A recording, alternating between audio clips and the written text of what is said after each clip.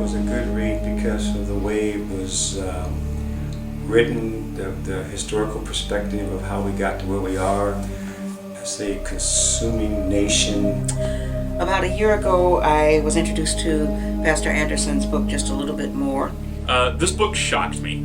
This book was really exciting. Philosophy to history to music to art to sports to economics, that I thought, I want my kids to read this. I want some of my friends to read this. In addition to my knowledge of him as a pastor, it impressed me deeply, his knowledge of the plight of the American people. One of the greatest cultural problems that we have is consumerism in this country, a form of unbridled capitalism that's not moderated by what faith and spirituality can bring, an idea of communality, an idea of caring for the least and the lost and the other. What has happened is this exponential rush towards success, excellence, accomplishment, accumulation, and devil take the hindmost.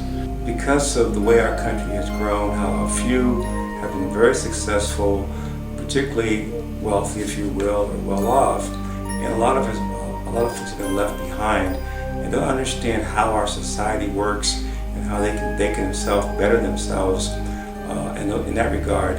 So the book talks to, no matter whether you are 1% or a 99%er, it puts things in perspective in the sense that you understand where you are, how we got to where we are, and perhaps what you should be doing to change your circumstance. I remember going to a Sunday school class because I thought this would be a good thing to do, at which this was the topic or the material that was being used, and I was amazed. I was so engaged in the conversation. It was pretty mind-blowing how much information was packed into the chapter that we're reading, and on excess and how that happens, and how that impacts us, and how unaware a lot of times we are of our part in keeping things happening that are just so unfair and unjust in our society.